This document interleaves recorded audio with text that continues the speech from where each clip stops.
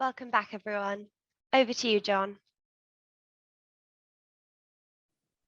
All right, thank you very much. Welcome back, everyone, and welcome to our panel session today, Damn Good Governance. And I'm joined by my esteemed colleagues, Claire Blackman from Binder, Julia Gebhardt from Sitecore, Kyle McNamara from the Hershey Company, and Joy Weekend from Amway. As a bit of housekeeping before we get started, we do have about 10 minutes reserved at the end of our panel session for some vigorous Q&A. So just make sure that you put your questions into the Q&A box, and I'll be monitoring those as we go. So let's go. The program for today, we are going to do some introductions. We're going to get to meet all the panelists themselves. We are going to do an interactive governance poll. So we're going to be looking to all of you to answer a question for us, and then we're going to speak. The four of us have some questions we're going to talk about, and we're going to talk about it with each other, and hopefully that will engage you and inspire you to ask some questions for us. So in terms of introductions, my name is John Hordisky. I'm a managing director for the Insights and Analytics practice for Salt Flats. Been doing good things with digital asset management, metadata, taxonomy, governance, all those good things for over 20 years now. Had the pleasure of working with Fortune 10, 50, 100, and 500 clients in multiple different types of industries. So very blessed to have all those opportunities to work in those types of consulting engagements. I'm also an adjunct faculty at San Jose State University, where I teach a graduate course in digital asset management. Been doing that for about 16 years now. In addition to a lot of public speaking, great relationship with the Henry Stewart Events Organization. Also do contributions to the Journal of Digital Media Management. If you don't know what that is, find someone at Henry Stewart and they will help inform you all the goodness about that. I do a monthly column for CMS Wire. I had a book a few years ago on digital asset management, and my new book, Metadata Matters, just got published this week, so super excited about that. And I'm now going to pass it over to my esteemed colleague, Claire Blackman. Hello, Claire. Hey everybody, my name is Claire Blackman. My pronouns are she, her. I'm an onboarding manager at Binder, and we are a digital asset management company. I am out of the Boston office. Before this, I was an in-house digital asset manager at a major US museum, and some of my focuses are on things like copyright, licensing, print production. I do a bunch of DAM audits for current customers right now, which is really fun to help people set up their DAM, make it the most useful. And I'm big into processes, like process documentation, which is what governance is all about. You can hit me up by email. My email is there, claire.blackman@binder.com. Awesome. Thank you, Claire. Over to Julia. Hello, Julia. Hello, John. Hi, I'm Julia Gebhardt, and I am a product marketing manager at Sitecore. Before I was on the dark side of the vendor, I was a customer and I was in charge of governance, but we called it brand fun where I come from. And I've been doing that for about 10 years and digital marketing in general for about 15. And it's actually longer, but that makes me sound older. So I just say it's less, but just know that I have a lot of experience. The most important thing you can know about me is that I love chocolate, and Kyle from the Hershey Company is on this panel, and I don't even want to talk damn governance now. I just want to talk about chocolate. That's all I want to do. I eat it every day. It's the most important thing in my life, and I'm also allergic to it, but I just call that commitment. So looking forward to talking about this day. Yeah, if you want to hit me up about my allergies and how to prevent a chocolate all over body rash, which I've had only 4 times in my life and only hospitalized once, we can talk about that after the panel. Oh goodness, so my. I love. We should have a panel, That Damn Chocolate. I think that's going to happen in New York then. That Damn Chocolate. Let's just organize it right now. That'd be the best day of my life. Yeah. Yeah. Let's get That Damn Chocolate. Thank you, Julia. Over to Kyle McNamara from the Hershey Company. Hello, Kyle. Yeah, so Julia, I'm sorry to hear about your predicament. If you were to come and join the Hershey Company, you would have access to bowls of candy anywhere you possibly look, everywhere, and as much as you can eat, unlimited. So my name is Kyle McNamara. I work for the Hershey Company. I've been in this space. I have about 3 years of experience with DAM.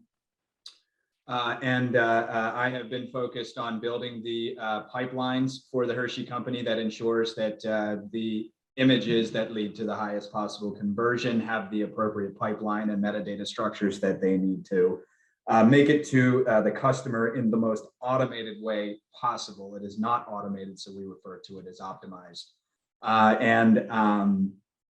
of late, I've been focusing more exclusively on this concept of transparency, which is really asking the question of why, right? Why is the customer experiencing this? Not just what are they experiencing right now, or how will their experience change, right? Those are new questions that I'm focusing on using the metadata model and new capabilities that we've discovered to drive change and behavior in the organization, ultimately for the customer's benefit. Awesome. Thank you, Kyle. Our keynote speaker from today. Thank you, Kyle. And I'd like to introduce Joy Wiegand from Amway. Hello, Joy. Happy Thursday. Hello, everyone. We're on the other side of the coin with the health and wellness company. So we specialize in nutrition and beauty and personal care products. And so I've been with Amway for about 8 years, and I work as a digital content specialist. And so my role is overseeing the ingestion process of our assets, making sure our metadata is intact, and also with our IP restrictions. So those are some of my tasks that I'm responsible for at Amway. Excellent. Thank you, Joy, and thank you all the panelists. Everyone get your questions ready. Here we go. Let's start talking about governance. But before we do, put down your coffee, put down your tea, put down your water. We're going to ask you a question. We would like you to participate with a poll, because we love polls and we love engaging our audience with a nice poll of the day. So the poll of the day, everyone, it's a pretty simple one. There's only 3 answers. The question is, are you doing governance with your DAM? Yes, no, would like to. Just 3 of them. Just 3 of them. That's all we're going to get. Yes, no, would like to. As everyone starts answering their questions, panelists, what do you think? What do you think the answer is going to be? How are we feeling? Confident? Watching. I think it's going to mostly be number 3. Yeah. I think after pandemic, it's going to be a little bit higher, perhaps. But yeah, I think it's probably 3. Yeah, and I think that, like, Would like to. John, to your earlier point, I think that when people hear the word governance, they're going to think bureaucracy, and they're going to think, where in the world do I even start? That's my guess. That's my guess. And that's why we're having this panel. Yes. All right. The poll has ended. Wow, look at it's going back and forth. All right, let's end the poll now-ish. The answers are 43% of the people said yes. No one said no. I'm thinking that perhaps that's not true, but 57% said they would like to, which is encouraging. So about half of you are doing it. We love to hear that. On behalf of all the panelists, hello, thank you. But 57% of you would like to. So even better, a lot of you are here today to say, okay, well then, like Kyle said, how do I start? What is it? Let's talk about it. And that's why we're having the panel today. So first and foremost, thank you everyone for participating. Without you, we're nothing, and we do love the engagement that you provide us. All right, you know me, I do love a definition. I do love facts. I do love foundations. We've got to have some foundations, right? So let's just talk about governance. 2 very quick slides to ground ourselves in what we're talking about today. What is governance? Well, governance may be defined as a process or a framework to ensure that program goals are met both during implementation and for the future. It's all of it. It's the beginning, the middle, the end. It keeps on going. Sometimes governance, some people think it's a set of rules, like Kyle said, it's bureaucratic, it's oppressive. Doesn't have to be. This is all about a holistic corporate objective. This is about allowing for changes to be made, for voices to be heard, and to make good change as we go forward. And hopefully that can inspire the 57% of you today to say, all right, I'm getting encouraged. I feel positive. There's 4 people on the screen who like this. Let's talk a little bit more about it, right? Because we want to talk about a little more of it. Last slide on what governance is. It's all about managing risk and sustaining value. That's why we do governance. We want to make sure the risks are being managed and that good things are happening. It provides a framework so that program goals can be met. Let's look to some things. Are we meeting them along the way? Governance is needed at all stages during DAM implementation and other DAM-y things, metadata, MarTech, all those good things. And it's at all levels. Everyone gets to participate in governance. And that's the fun part. Everyone gets to have a voice. And for many of us, we live in and work in global situations. So think about that.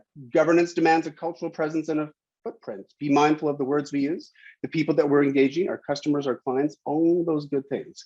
Why are we doing governance? Well, business needs, user needs, and your content changes over time.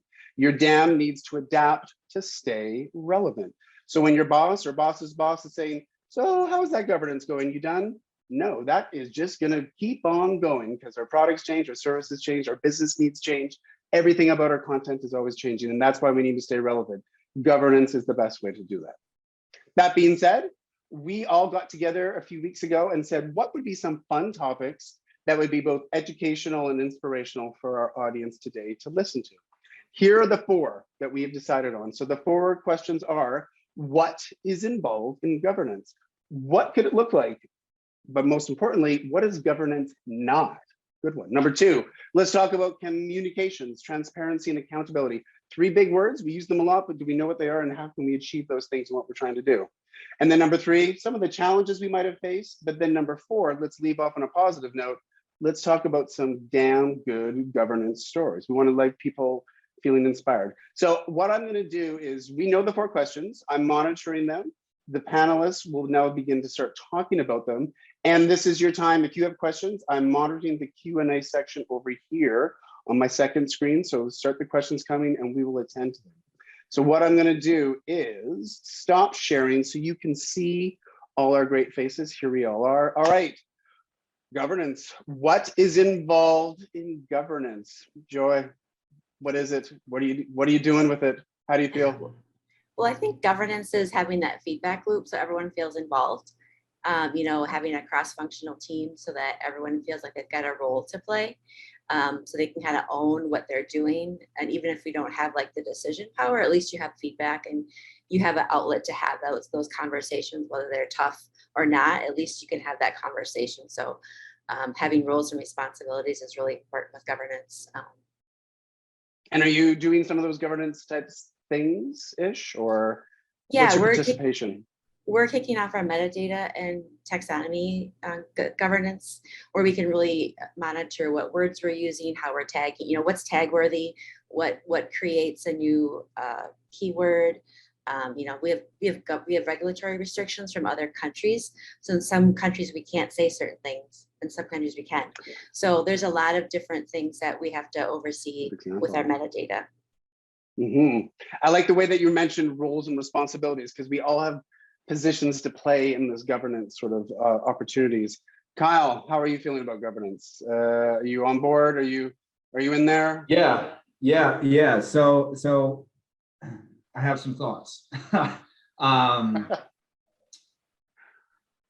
It's a major topic and concern for us, and I think one of the things that it unlocks is like the concept of a minimum viable product is fundamentally flawed, because you end up with something that does like the bare minimum. It's going to be painful. People are going to hate using it, right? So governance unlocks this idea of a maximum value scenario, right? So this greatest good for the greatest number of people. And it expands beyond just whatever the initial implementation is too, so that you ensure that you are continuing to do things that drive value for the greatest number of people.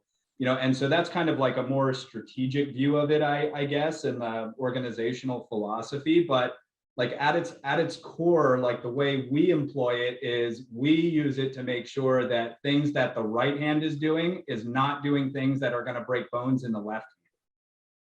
Okay, so it's a way of encircling all of our customers within our DAM sphere, right? To make sure that trade-offs are understood, right? That we're not putting technology and process ahead of people, right? And that our technology is going to continue to do the things that it needs to do to enable those people, and that technology should augment what those people are doing, not determine what those people are doing.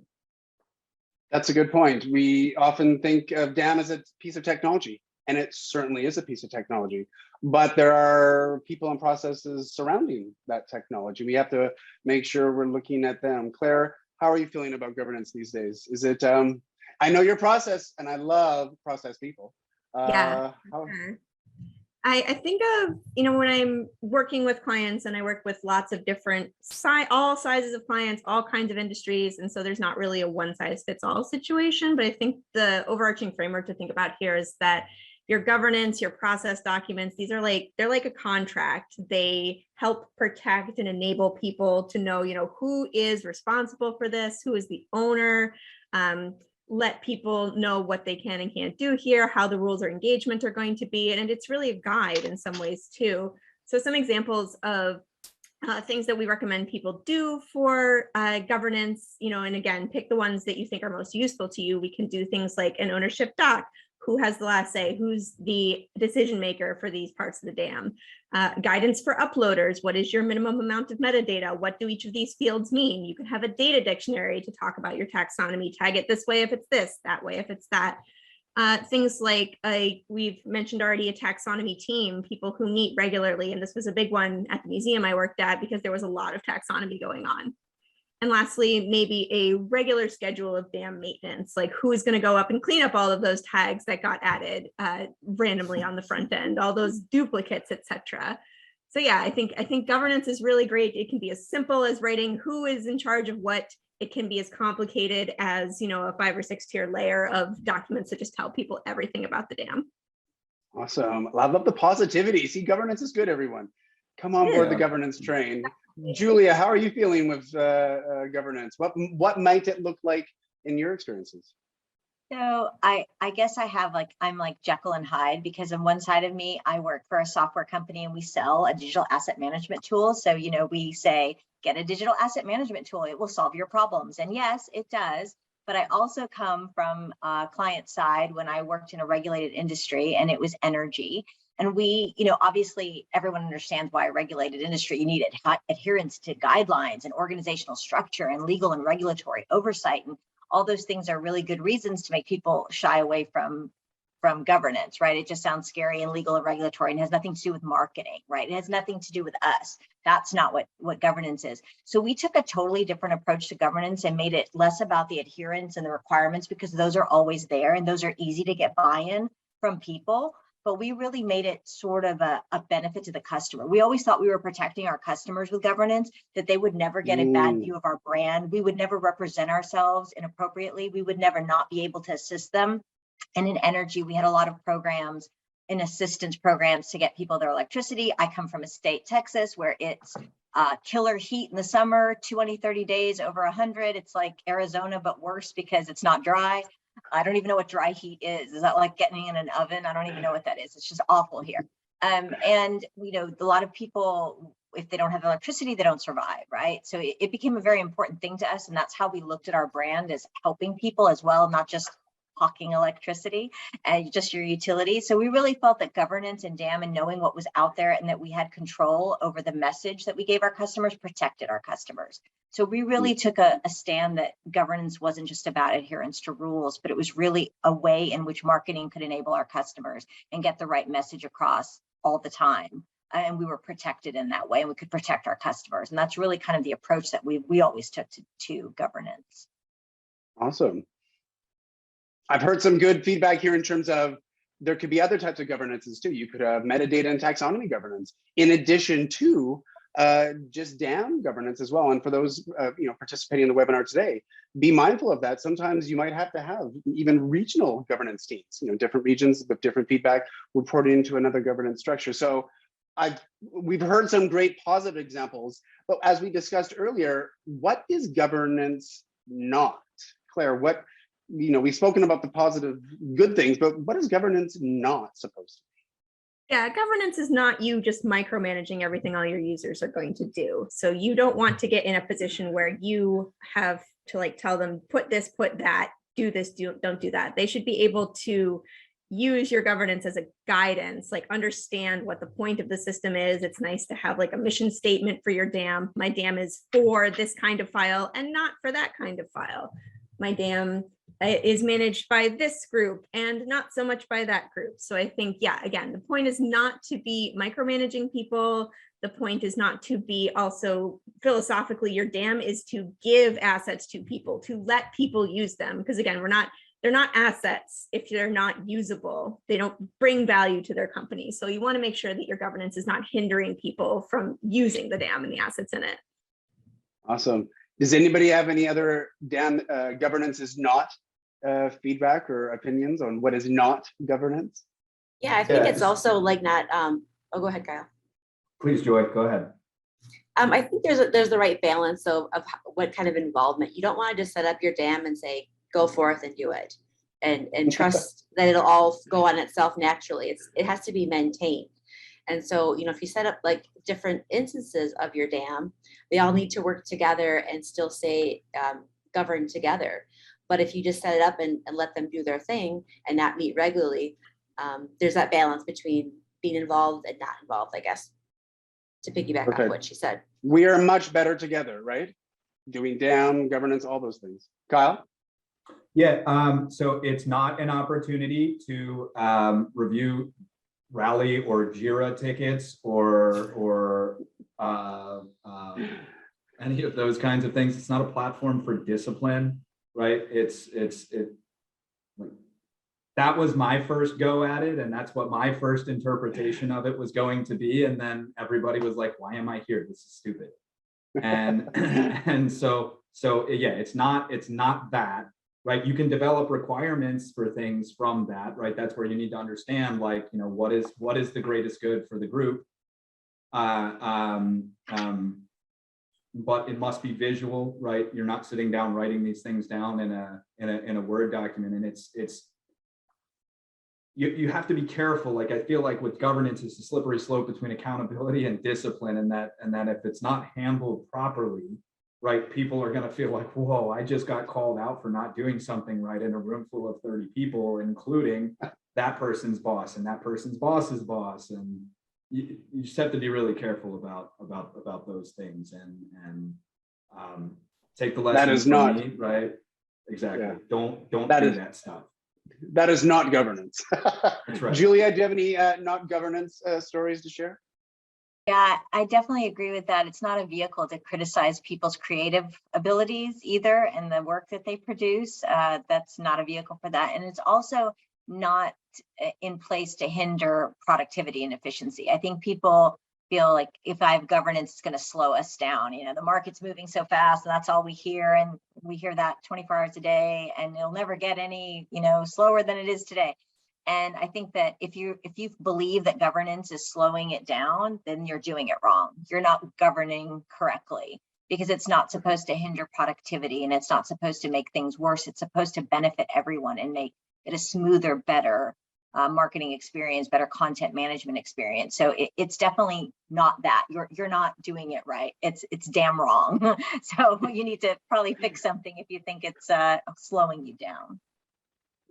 Yeah, I wholeheartedly 100% agree with that. We did this team building event a while back, and the message was slow is smooth and smooth is fast. So do it right the first time. And governance is one of the most quintessential, most basic things that you can do as a unit, as an organization, to ensure that you are putting yourself in the most advantageous position, right, as you're working through some initiative, some project, what have you, whether, Claire, to your point, if it's deciding, my dam is for this, it's not for this, right? Let's take the time, let's sit down, let's make sure we understand, who is going to benefit from having this content here? Is there another system that's more optimal to do it? Because for you, think about what it takes, at least for us, it's a pain to onboard new assets, because you have to figure out who's going to manage them. And so that could mean hundreds or thousands of assets, and people don't always understand how complex asset management is. And they think, okay, well, I'll just put some images in the database and that's that,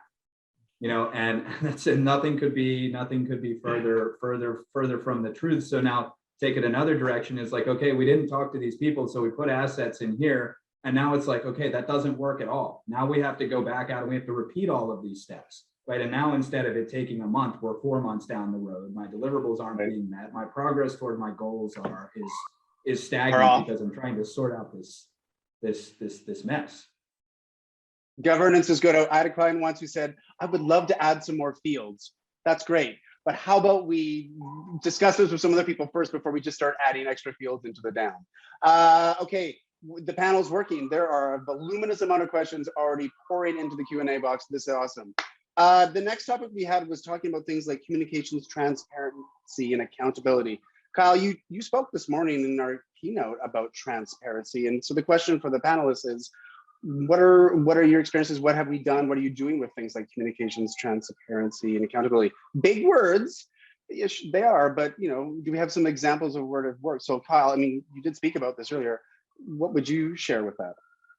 So transparency is not necessarily governance, right? It is not a replacement, not in a technical sense, right? And like the tone of that discussion, John, was that transparency doesn't replace human resources, it augments them. And so this idea of transparency can be used to facilitate and automate those communications so that, for instance, I can maybe be in 3 different rooms at a time, right, and offering my opinion and my insights, and I would be able to do that, right? So transparency brings light to the things that you need to discuss, right? The things that whatever your transparency solution is at this exact point in time doesn't cover, right? You still need to bring the human element in, and one of the key pieces of transparency is facilitating those lines of communication and taking your human capital and multiplying it and making sure that they can be in all the places that they need to be to offer the opinions that are needed to drive the business forward.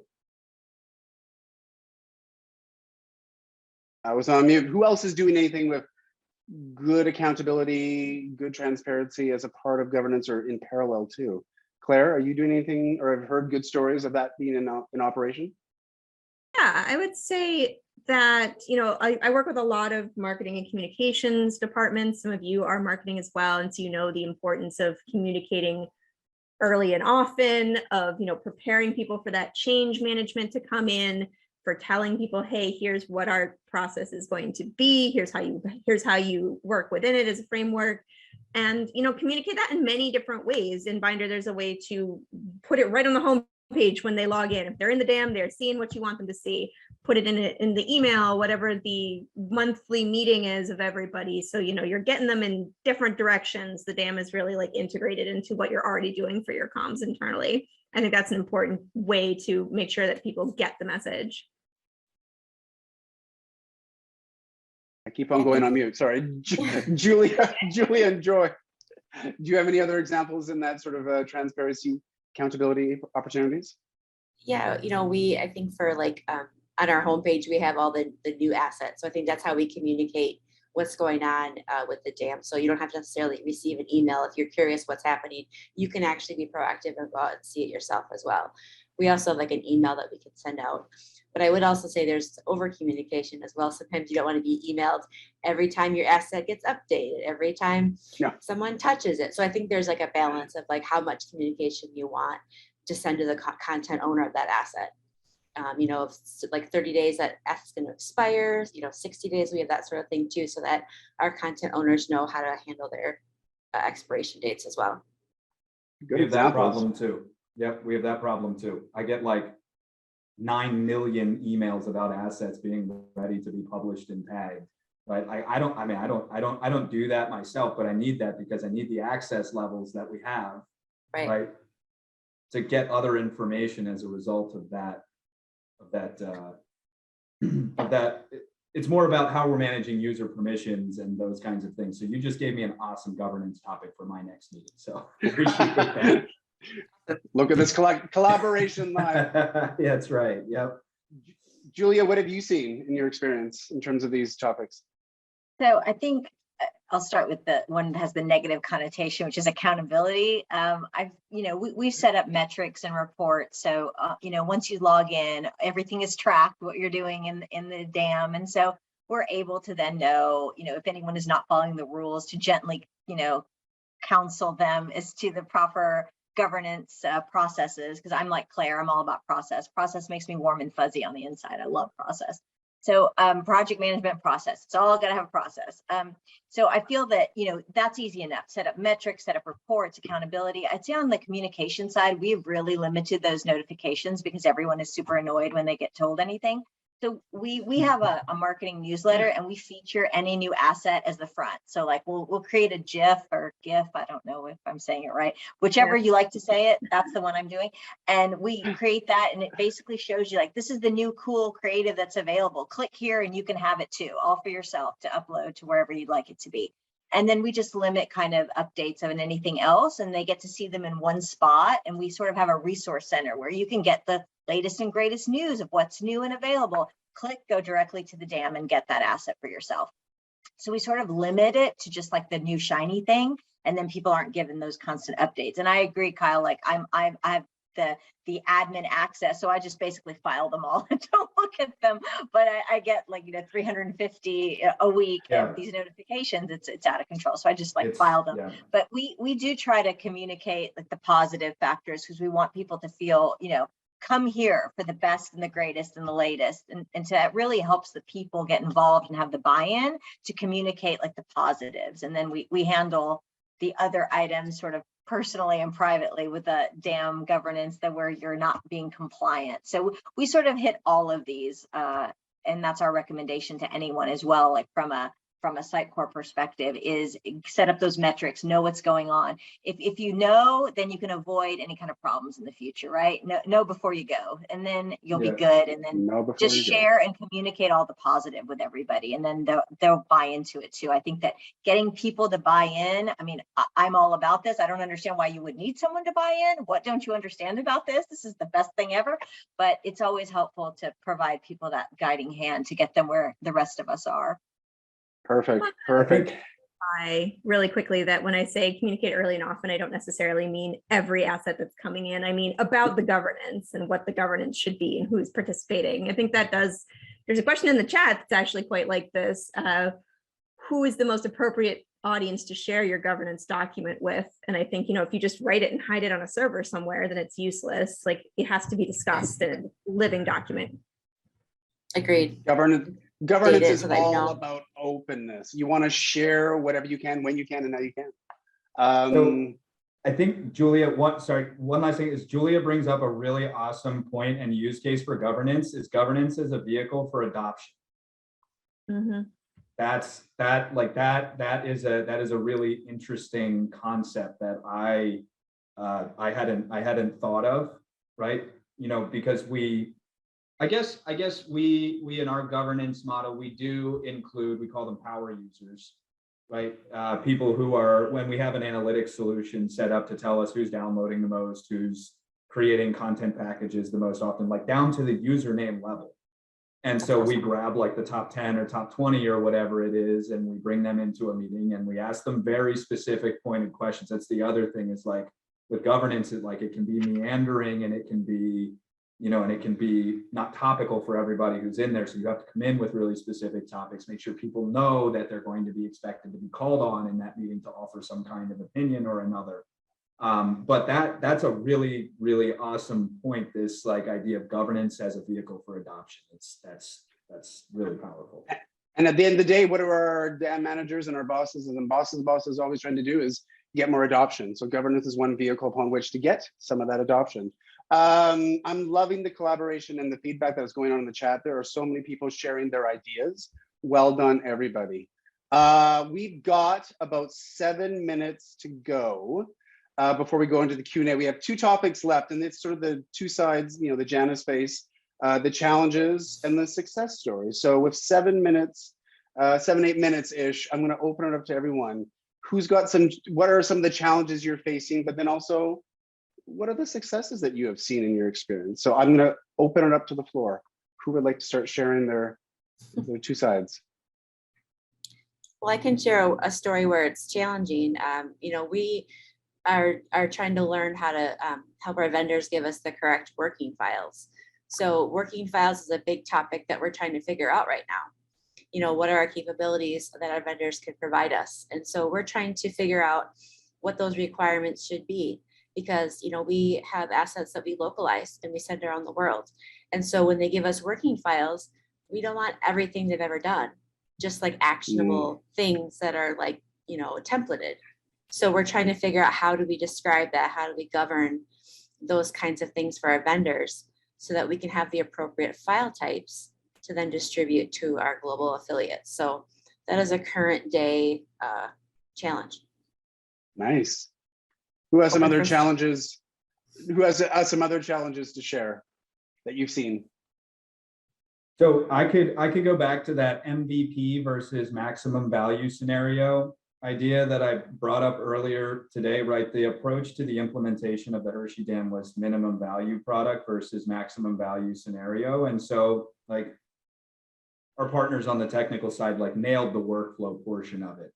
And the tech stack kind of it does the things we need it to do to move assets from agency to publish instance. But there were some other, like I guess, more detail-oriented pieces of the product that we didn't have great cross-functional partnership, cross-functional collaboration. Like they gave what the requirements were, and then they were told, you're not getting any of this, you're getting this because we can't quite go that far. And so somebody else who was not the end user made the decision about what was going to be best for the end user and how they are doing their job. And what ensued was borderline calamity. I mean, it was not a good situation. Like we implemented these steering committee meetings. And so I had just joined the company at that time, and I'm sitting there listening to the chief marketing officer give me, an earful about what's going on here. Like, I just got here. And so, but it was clear right away that like the solve for this is to listen, right? So let's build a robust model. Let's have weekly connects that are for this thing. Let's have bi-weekly connects that are for this, monthly for this, quarterly for this. And we were able to, and this is also a success story. So we were able to take that really negative situation and through this process of governance, right, come out on the other side with not only these problems fixed, right, but also with really strong cross-functional partners who trust us, right, to do the right thing and to be there to support them and be their advocate and their voice for what their needs are, right? And so that's kind of where I get into the philosophical shift of like MVP versus maximum value scenario. Is the MVP stop the minute we flip the switch on, right? But this idea of maximum value scenario is that transcends that boundary, right? And it allows us to continue driving change for the greatest good for the greatest number of people, right? And so that's one of my proudest accomplishments here at the Hershey Company, is unifying this team and all of our customers, right? And turning a potentially sticky situation into something that was just a huge win for everybody. And listening is important. A shout out to Deanna on the chat, who's getting a lot of praise for her comments there. Deanna said, listen to your users. I mean, my goodness, how many times do we have to remind ourselves? And earlier we heard a session earlier today where they was talking about listening and improving, and certainly part of governance is listening to your 100%, users. 100%. Claire, Julia, success stories, challenges. What have you had in your experience? The biggest category of challenges I see in clients that are standing up their dam is that, without people to have good ownership, then people that don't commit to doing governance, they don't feel like they have the responsibility to do that. And they might have too much on their plate. When I was a dam manager, I was really doing 3 jobs. I was doing rights and licensing, I was doing print production, and I was doing dam. And so I think if your employers are putting too much on your plate, if they're not noticing that you need to have a dedicated dam manager, then it can feel really overwhelming. And I know when we took lean training, they showed us this cartoon, and it was a caveman with the square wheels on his wheelbarrow. And this other caveman comes up with the round wheels and says, hey, I have an improvement. And the square wheel guy says, no, I'm too busy. I can't do that. So the point was, you're not too busy for round wheels. You're not too busy to do some process improvements to make your life better. So I think that's the thing to really focus on, is that you put a little bit of effort in here, and it's really worth it. Even if you're totally overworked, it's good. And as far as success, I do want to share some successes. At PEM, at the museum, we had many different owners of metadata. Like I said, metadata is a big deal at museums. Who is responsible for it? People don't want other people editing it. And I think that by having this governance committee coming together to say who is going to be in charge of which parts, which pieces of metadata are going to be pulled into the dam directly from the collection management system, that gave everybody the confidence to be like, okay, I am willing to release my assets into the dam to let everyone use it, because I know that no one's going to mess with my metadata in ways that will frustrate me. And it's like, again, it's a very big part of stewardship in a museum. So that was a success story of governance. I love that. Content stewardship, huge shout out to that. If you can get it going into the organization, highly approve, applaud of good stewardship. Julia, do you have a success story to share before we go to Q&A? Yeah, definitely. It was really a challenge that turned into a success story. We had a client that was in healthcare, and a little thing called the pandemic started, and they had only really like casual governance, which I call it that, meaning they had intent, they wanted to, they believed in it, but it wasn't really an ironed out process. And then suddenly no one was at work, everyone was at home, and who could publish content, who could approve, who had access, what were the workflows. You know, it led to a lot of duplicated content, inaccurate messaging. The messaging was changing so quickly as the pandemic emerged, and no one knew what to say. There was confusion on the website for visitors, and there was a lot of lost leads, a lot of misinformation. And they instituted a very strong governance at that point, as they saw the need was very acute for them. And you know, the successes were amazing, besides the fact that they were all able to work seamlessly at home with the new process. They had more web traffic, 30% lift in page views and interactions, and they were giving out the correct information. So really that sort of casual governance moving into really a very disciplined governance, it really benefited them. And they're still using it today and are not completely out of it, as they're still remote. But it was a really huge success story for them. It really helped in a very difficult time. Governance really got them through it, I would say. I love that story. And I think that's very inspirational for many of the attendees today. For the 57% of us who were like, kind of want to. What a great success story that is. Thank you, Julia. Before we get to Q&A, first and foremost, I would like to just say, and I hope everyone please join me in applauding and congratulating Claire, Kyle, Julia, Joy. This was excellent. I think we could talk for about another hour on this, and your content was amazing. I do believe you've both provided both educational and inspirational opportunities for people to consider. And I do think governance is a topic, we've all sort of said it in different ways.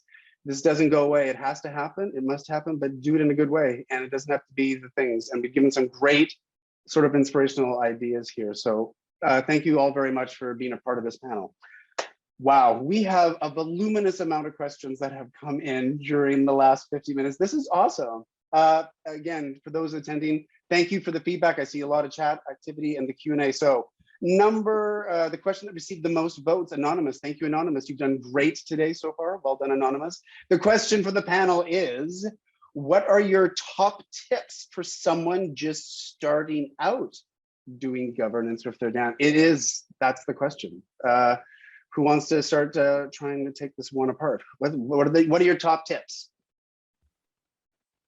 I would say, I was speaking one. I'll go last. Everybody else, go ahead. Joy, I saw your screen went green. Oh, sorry. I would just say good. there's no cliff notes for it. Each company is different. And so like, I think it was Claire that said, you have to right size it for your company. And so I think finding out what topics are interested by your group, and then let that be your start. Ask your users, ask your people, what do you want to talk about? What's important to you? And let that guide the agenda for those meetings. Who else? Yeah, His ambition statement. Just be like, here is what my dam is for, and then go from there. Here is who is going to do things in my dam. Here's what we're putting in there. Here's what the data dictionary, what the uploading guidance is. It doesn't have to be a lot at once. It can be very simple. Start with your mission statement. Absolutely. Julia, what's your top tip? Yeah, I would say that all governance is just three things. It's the people and the process, process, and technology. And you can worry about technology maybe a little later, maybe you already have it, but really start with the people and the process, and your vision board. What am I doing? Like, flow it out. What am I supposed to do? What is the process? What do we care about? What are our goals here? Are we trying to avoid this? Are we trying to get this? Is it all about taxonomy? Is it all meta? Is it just our images are terrible, need to be controlled? Everybody's got the wrong logo in this company. Just figure out what your goals are, map them out, and then create a process just to that, and get a committee of people together, and don't make it so overwhelming. Just start small and build up. Perfect. Kyle, what do you think?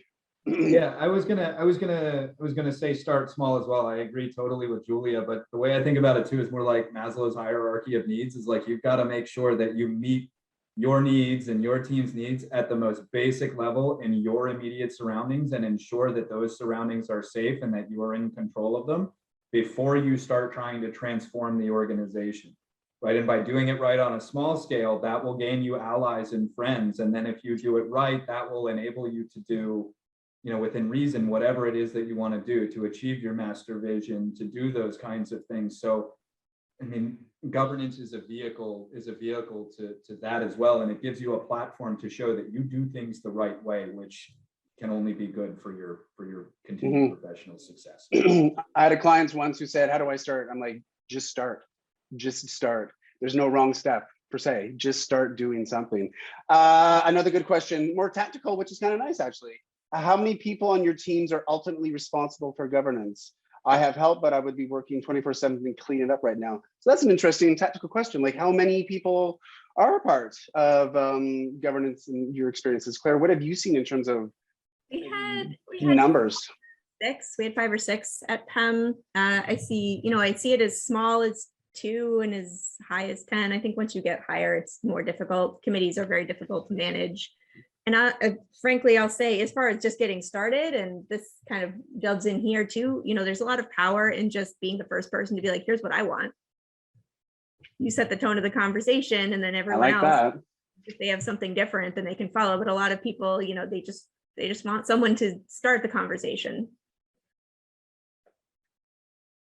Anyone else wants to chime in on that one? That's a common thing at Hershey too, is that be a decision maker among non-decision makers and influence without authority. So that's an awesome point. Joy, what have you seen in terms of like the tactical? How many people have you seen participating in governance? We have 3 on our team that handle it. Okay. So, small. I think having a bigger team would be more challenging, to your point, Claire, but that's how we handle it at Amway. Yeah, I've seen good sizes 8 to 10. I think the rule of thumb is anything beyond 10 people. It does become a committee, and those are hard to manage and schedule. But I like the 8 to 10 number if that's achievable. Julia, what have you seen in your experience? Generally between 5 and 6, 7 people. Let's try to kind of cap it off there, just to keep it small and intimate and make sure that things move quickly and decisions are made. It gets harder the more voices that are in the room. But we also like to spread that out.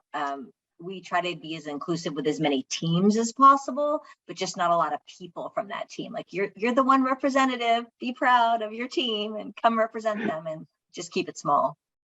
Awesome. I think we got about time for maybe 1 or 2 more. Quick shout out to Scott Pereira, who would like more chocolate. So if we can get Scott Pereira more chocolate, we'll do our best, Scott. We're thinking of you. Great question again. Anonymous, you're doing great today. Love to know who Anonymous is. Anonymous asks, how do you get people to participate in governance? And I think that's a big question. We've hinted at it, I think, in a lot of our discussions today, but how do you get the buy-in? Like, how do you get, is that a call to action? What have we all seen in terms of how do you get people involved in governance? Kyle, what have you seen? What's in it for me? Right. I mean, I just really basically put, I mean, I've been pulled into things that I spend all my time doing something else on, and nobody says my name or says anything that is relevant to me. And I mean, in general, I'm not real sticky about those kinds of things. So I'm like, okay, well, I can go and I can do other stuff. And if they call on me, then they can call on me. But what's in it for me, and understanding what the wants and desires of the people that are in your orbit are, and being able to tailor that message, right? Helping them understand, here's what I need you to speak to. This is why, right? Making sure you're bringing everybody along for the ride. So there's a little bit, to some degree, a backstage rehearsal of, here's how this is going to go. And I'm going to position you on this board to get the outcome that I want from this meeting, right? So again, decision maker in a field of non-decision makers. Anyone else have any good examples of how do you get that buy-in? How do you get people participating in the governance? We really position it as a decision-making and influencing position. Like, you want to be an influencer, you want to be a decision maker, come join the governance team. Everyone has an opinion, but what are you going to do about that opinion? Why don't you influence the way the brand looks and what we do with our content?